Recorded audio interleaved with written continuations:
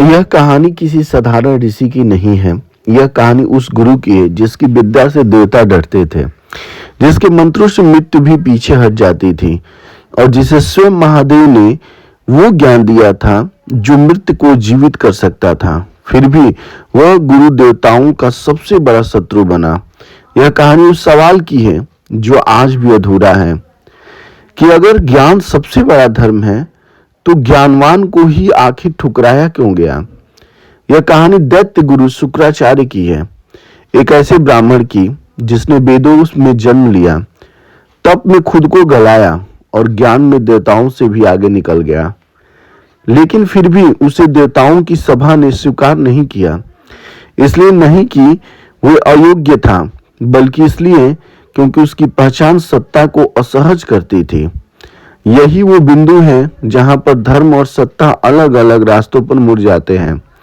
इतिहास अक्सर देव और असुरों की अच्छाइयों और बुराइयों की सीधी रेखा में बांट देता है। हम देवताओं को धर्म और असुरों को अधर्म मानते हैं, लेकिन शुक्राचार्य की कथा इस सरल रेखा को तोड़ देती है। यह कथा बताती है कि धर्म हमेशा सत्य का नहीं, कई बार सत्ता का भी मुखौटा होता है। जब तक ज्ञान सत्ता के लिए उपयोगी है, वह पूजनीय है, और जैसे ही वह ज्ञान सवाल पूछने लगता है, व्यवस्था उसे खारिज कर देती है।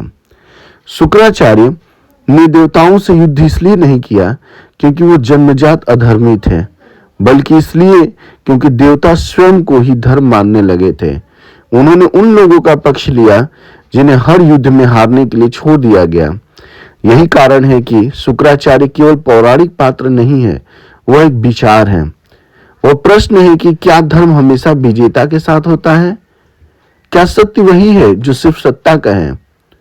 शुक्राचार्य की कहानी में देव है, असुर है, शिव है, इंद्र है, प्रेम है, मोह है, मृत्यु है और पुनर्जन्म है। लेकिन सबसे ऊपर है एक गुरु जो सब कुछ जानते हुए भी सबसे कठिन सत्य से हार गया। कैसी लगी ये कहानी?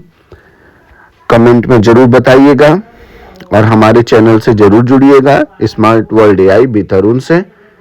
ऐसी अनोखी कहानी, ऐसी सत्य कहानी आपके समक्ष में हमेशा रखता रहूंगा।